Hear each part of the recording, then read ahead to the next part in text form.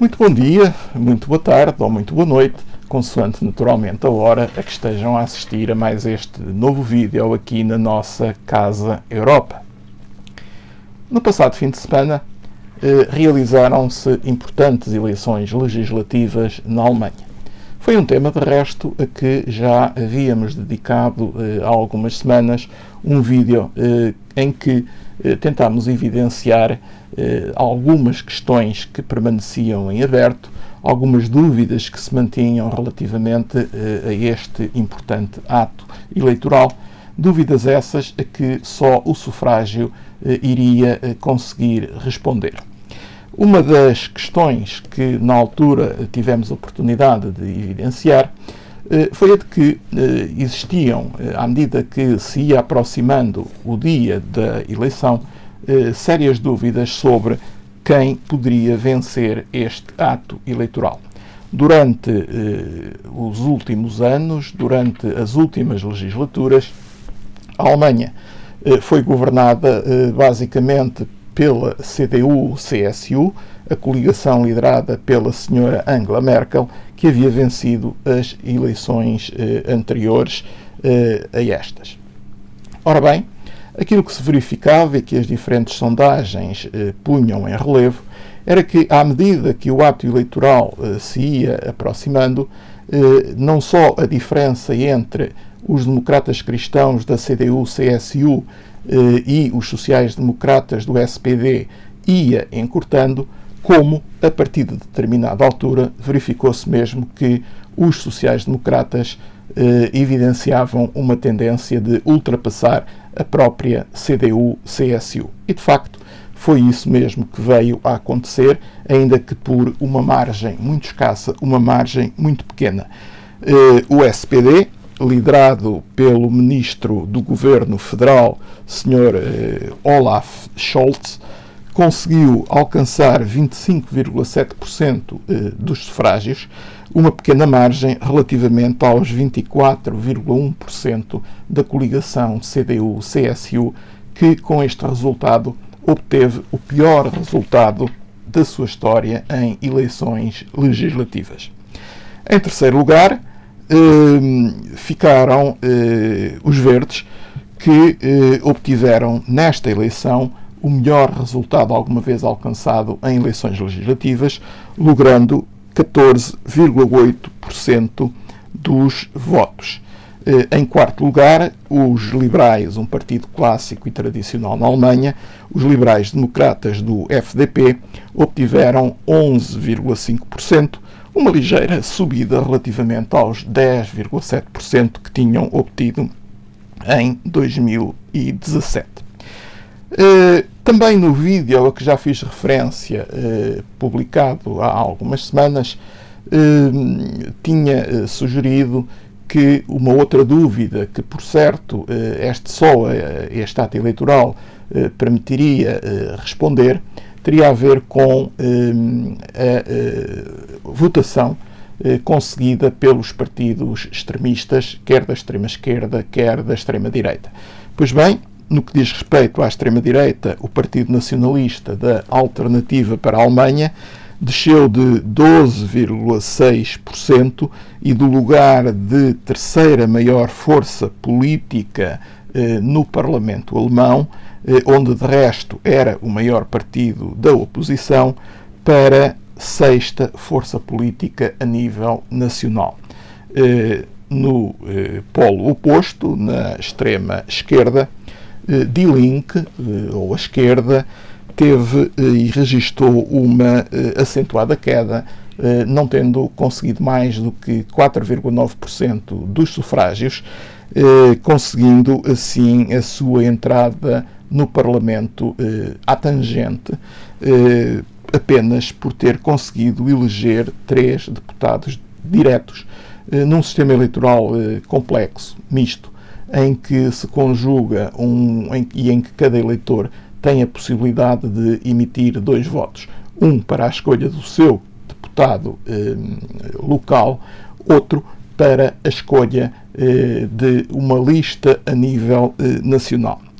Ora bem, estes resultados vieram, por sua vez, colocar algumas questões que são aquelas que estão hoje em cima da mesa. A primeira, a mais intuitiva, será precisamente a de saber quem irá liderar o próximo governo de Berlim. Curiosamente, quer Scholz, quer o líder da CDU, o Sr.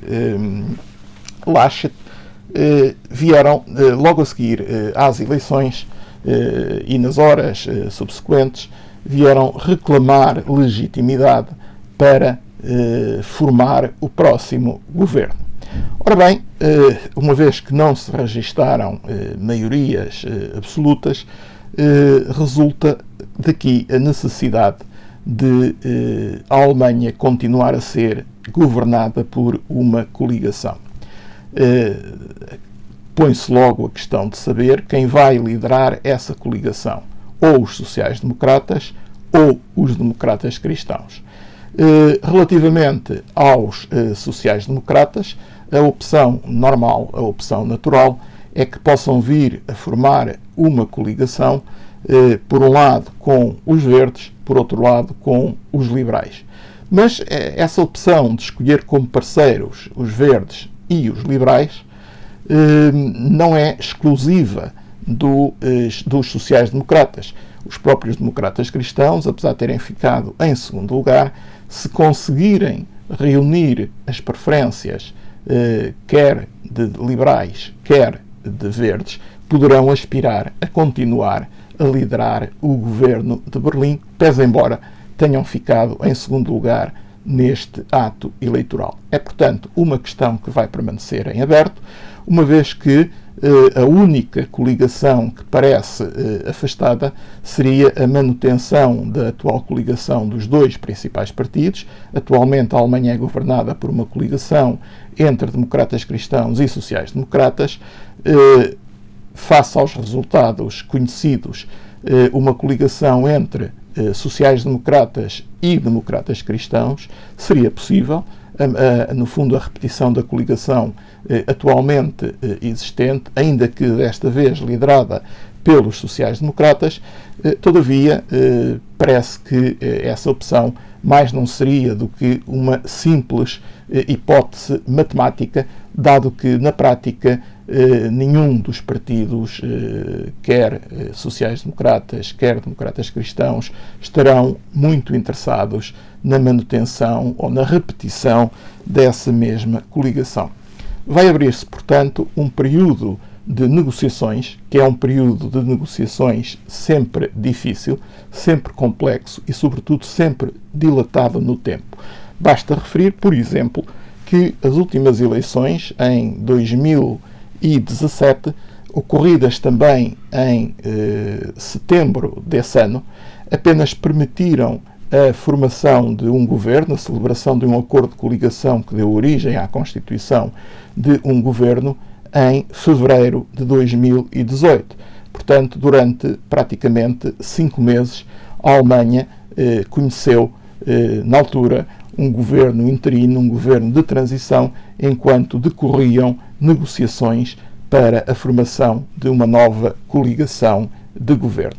Ora bem, tudo indica que as negociações deste ano não serão mais fáceis, até porque necessariamente vão ter que englobar mais partidos políticos e todos sabemos que quanto maior for o número de partidos políticos integrantes de uma coligação governamental, mais difícil, mais complexo se torna celebrar um determinado acordo de coligação governamental. Não é por isso expectável que antes do fim de 2021 ou inícios de 2022 a Alemanha possa vir a conhecer um novo governo. Que consequências é que isto tem? Penso que basicamente duas devem ser referenciadas. Em primeiro lugar, a chanceler Merkel continuará a dirigir o governo, ainda que um governo interino, até por mais alguns meses, até à tomada de posse do novo governo. E, em segundo lugar, no plano europeu, não será expectável que da parte da União Europeia venhamos a conhecer grandes medidas, grandes alterações na situação atual, que venhamos a conhecer grandes iniciativas políticas, uma vez que o seu principal país, do ponto de vista político e do ponto de vista económico, tem ou está numa situação de transição, está numa situação de interinidade e, portanto, não estará seguramente disponível para validar grandes medidas ao nível normativo que possam vir a ser ou que possam vir a ser tomadas por parte das instituições da União Europeia. De certa forma, com a Alemanha paralisada ou com a Alemanha numa situação política provisória de interinidade, isso não irá deixar de se refletir, com toda a certeza, nos trabalhos da própria União Europeia, nas iniciativas da própria União Europeia, e isso, obviamente, vai significar, seguramente, também alguma paralisia, ou pelo menos algum resfriar da atividade ao nível europeu. Estaremos por aqui para acompanhar o que se for passando e para, obviamente, comentar aquilo que de mais relevante vier a surgir nos tempos mais próximos. Termino este vídeo, como habitualmente, com as 3 observações com que costumo terminar estes programas aqui na Casa Europa. Apelar à participação dos telespectadores, apelar à participação de quem assiste a estes vídeos, no sentido de tornar estes mais interativos, como através de comentários que possam formular e deixar na caixa de comentários, através de sugestões que queiram apresentar, de dúvidas que queiram colocar. Em segundo lugar, caso o conteúdo dos vídeos tenha merecido o vosso agrado, obviamente a colocação do respectivo like no mesmo é uma forma que permitirá ao célebre algoritmo do YouTube contribuir para a sua difusão e para a sua maior divulgação. E, finalmente, caso queiram continuar a receber informações e notificações sobre a publicação de novos vídeos sobre outros temas aqui na Casa Europa, obviamente que torna-se necessário a inscrição no canal. Com isto me despeço, deixo-vos um grande abraço e até um próximo vídeo. A Europa ameaçada. Os principais desafios que a Europa terá de defrontar nos dias presentes e nos tempos mais próximos. Um livro de João Pedro Simões Dias. Já à venda em todo o país e em lisboninternationalpress.com.